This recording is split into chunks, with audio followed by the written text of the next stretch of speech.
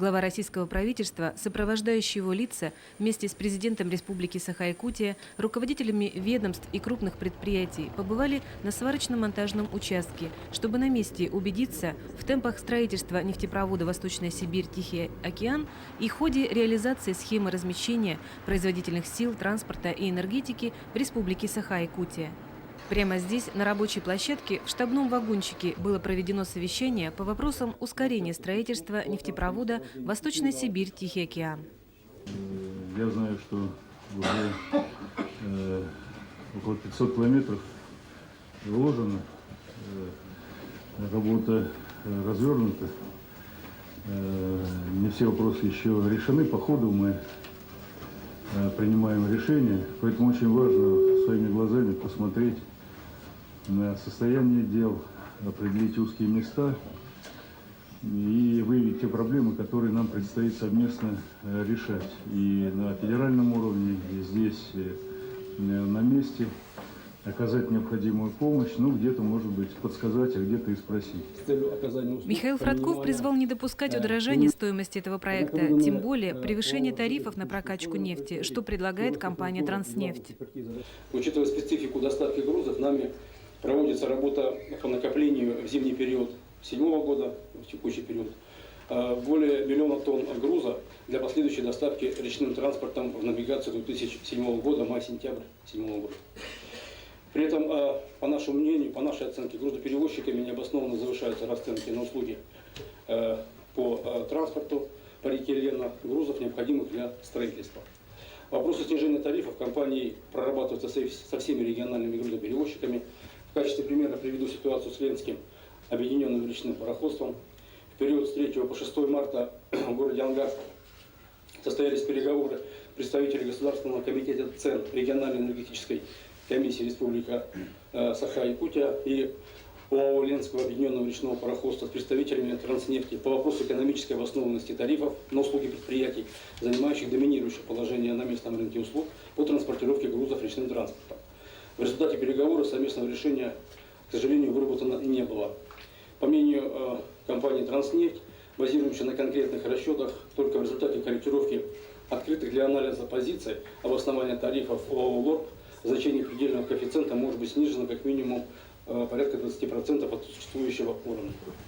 Вячеслав Штыров опровергнул это утверждение. У ленских речников стоимость 1 тонны километра составляет 62 копейки, а у соседних регионов превышает отметку в 70.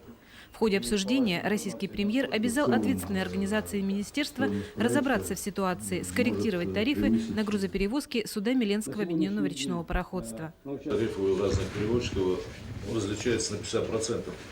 Это у каких перевозчиков, у кого они на 50% различаются, это первое. И второе, вы высказали недовольство теми тарифами, которые установила Якутская региональная энергетическая комиссия, я потом поясню. А то, что установил Иркутский областной комитет цен, вас устраивает вообще или нет? Навигация достаточно короткая, с мая по сентябрь, а груза перевести, миллион 100, это, может быть, даже мы еще чуть-чуть и ошибаемся в меньшую сторону. Вот мы сегодня трубу на участке Усть-Кут-Талакан вывозим по зимнику 850 километров. Вот. Это то, что сегодня, возможно, мы можем обеспечить. Участок Талаканов, там дорог автомобильных нет. Вот то, что мы завезем речным транспортом, то мы и завезем. Будем внимательно все смотреть, но при этом понимаем, что работа идет с колес, и сейчас просто грубых ошибок нельзя допустить. Поэтому внимание всех должно быть к этим вопросам привлечено. Обсуждался и главный вопрос, чем заполнить нефтепроводную трубу диаметром 1220 миллиметров. На сегодняшний момент всего ресурсная база приближенных месторождений к трассе нефтепровода располагает порядка запасами порядка 1 100 000 000 промышленных категорий С1, С2 и ресурсами порядка, общими ресурсами порядка 6 миллиардов тонн нефти. Категория С1 мы на сегодняшний день имеем немного больше 500 миллионов тонн. Для того, чтобы мы двигались плановыми темпами, была разработана программа лицензирования недр. Программа лицензирования недр на тот момент, на начало 2005 года, всего было введено порядка 50 участков недропользования. И необходимо было принять большие темпы для того, чтобы максимально вовлечь средства инвесторов в геолого-разведочные работы. Ну, значит, вот нужны организационные меры, проверки. Нужно, чтобы все здесь, Это как говорится, не на дело. ушах стояли. Это не Я прошу дело. прощения. Это от вас зависит. Видите как? Тут только стоит раскрутить. Сейчас вон автоматом швы идут, сваривают. И наперед уже 10 километров туда, вон, в сторону Тынды, сказали, уже все есть. А надо же заполнять это. На первую очередь все готово, ресурсная база, она достаточно. Речь идет о второй. Сколько параметрических скважин-то? Мы заложили вот сейчас 7, за 2 года мы их пробурим. И поэтому сразу уже с 2008 года мы, как планируем, хотели бы начать поисковое бурение превосходящих там, разы объемов. Порядка по 20 скважин в год надо бурить поисковых за счет федерального бюджета, для того, чтобы мы опоисковали все новые, не вовлеченные в недропользование территории. И еще один такой момент, который я упустил в начале. Изменение трассы нефтепровода, она требует существенной доработки программы лицензирования недр, поскольку у нас сейчас в непосредственной близости оказались достаточно перспективные земли, особенно вот Якутской, Саха-Республики. И эти недра надо вводить в недропользование срочное, поэтому такую программу мы сейчас готовим к дополнению и будем этот еще использовать резерв. Это тоже вопрос о том, чтобы не допустить каких-то серьезных ошибок. Потому что параллельно все делаем.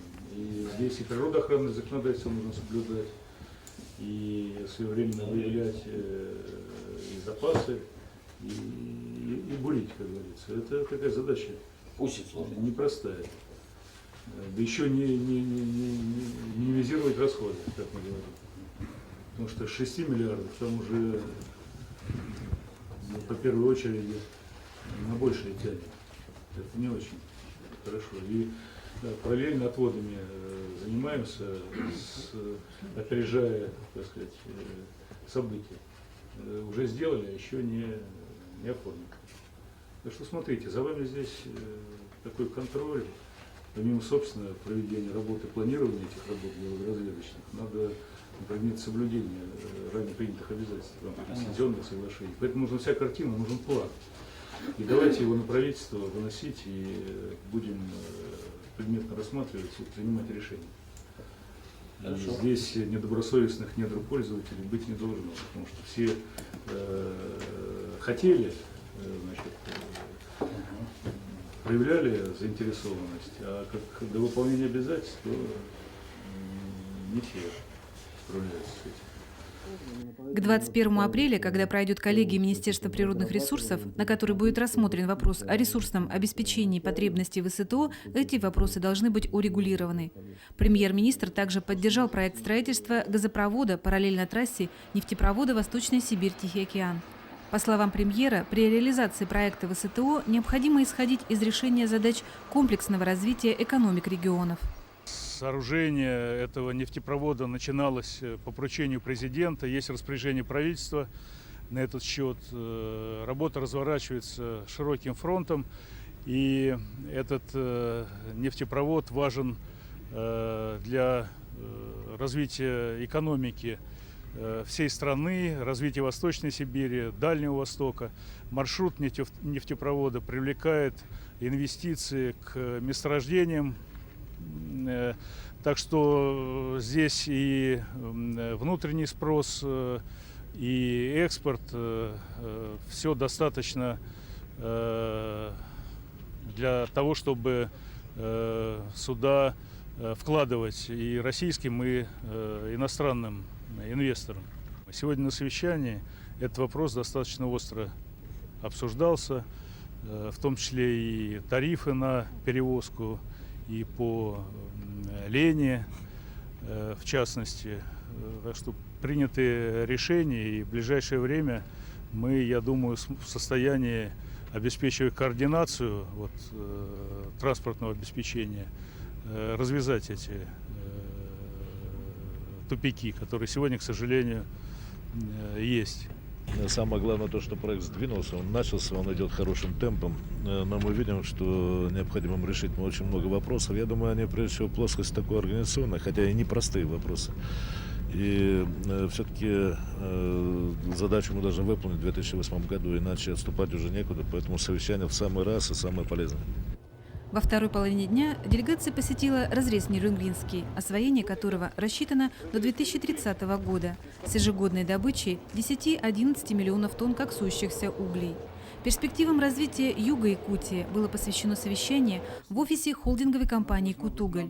Президент республики Вячеслав Штров ознакомил собравшихся с инвестиционным проектом «Комплексное развитие Южной Якутии», создание нового промышленного района на Дальнем Востоке страны. Я хотел бы напомнить о том, что основная идеология разработки схемы развития производственных сил Республики Саха-Якутия, она заключалась в том, что мы планируем до 2020 года осуществить целый ряд мероприятий по поддержке базовых отраслей народного хозяйства республики, те, которые для нас являются традиционными, те, на которых сегодня базируется экономика. Это алмазодобыча, добыча драгоценных металлов, лесопромышленный комплекс и так далее. Сама по себе эта задача масштабная, она требует несколько миллиардов долларов для того, чтобы реализовать ее. Но это вполне реальные проекты, которые мы должны осуществить до 2020 года. Вот если бы мы занимались только этим направлением, то мы бы к 2020 году могли увеличить валовый региональный продукт республики на 30% примерно. Но на самом деле задача ставится более масштабная, увеличить его почти в 3 раза. Поэтому наряду со старыми традиционными отраслями планируется создание совершенно новых отраслей народного хозяйства, тех, которых у нас раньше не было. Значит, это и добыча железной руды, создание металлургического комплекса, создание нефтедобывающей промышленности, газодобывающей промышленности, нефтеперерабатывающей, газоперерабатывающей и целого ряда других. Но непременным условием для того, чтобы это все было сделано, это, конечно, развитие транспортной инфраструктуры. Вот в таком ключе была разработана схема, и в таком ключе мы доложили об этом на правительство Российской Федерации. И на этом слайде вы можете увидеть конечные результаты, которые мы должны получить к 2020 году. Это рост валового регионального продукта по республике в 2,8 раза и рост реальных доходов населения в 3,6 раза. При этом объем промышленного производства должен увеличиться в 4,6 раза в республике Саха-Якутия. Особенностью нашей схемы является то, что там был разработан не только отраслевой подход, но и подход региональный. В ходе разработки этой схемы было выделено 5 регионов республики Саха-Якутия, в которых по кластерному принципу должны сформироваться определенные комплексы производств, которые в старину называли территориально-производственными комплексами.